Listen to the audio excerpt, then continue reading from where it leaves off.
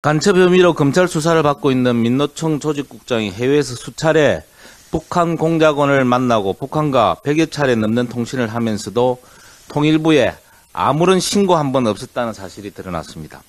이들은 2016년과 2017년 중국 베이징과 캄보디아, 베트남 등에서 북한 노동당 산하 대남 공작기구 공작원을 만났고 이후 북한과 수년간 통신으로 연락하면서 100여 차례 걸쳐 대북 보고문, 대남 진영문 등을 주고받고 이를 시위 현수막에 직접 기재하는 등 간첩 활동을 수행하였습니다.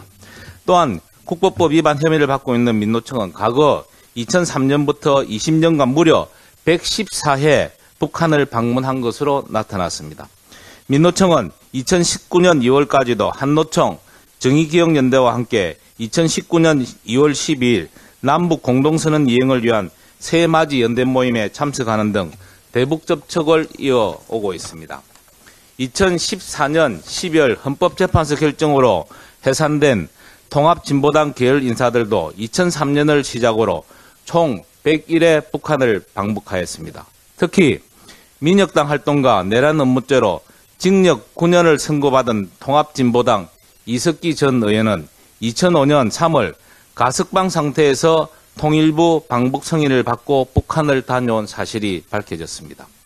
이 같은 사실은 남북교류협력법 제정 이후 민주당 정권을 거치면서 친북단체들의 방북이나 해외에서 간첩활동을 규제하거나 차단할 수 있는 방법이 마땅치 않다는 것을 여실히 보여주는 사례들입니다.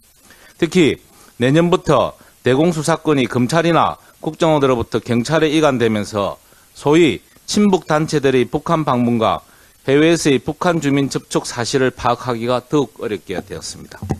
이러한 현상의 원인은 남북교류법에 의한 처벌이나 규제가 너무나 형식적이기 때문입니다.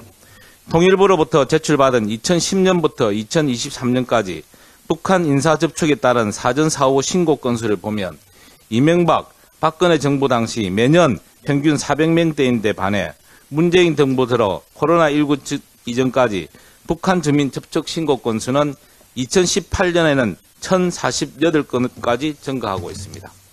그럼에도 불구하고 문 정부에서는 북한 주민을 만나고 신고를 하지 않아 처벌을 받은 경우는 9건뿐이었으며 그나마 그 9건 모두 서명 경고에 거쳐 대북 접촉 규제에 대해 미온적인 태도로 일관해왔습니다.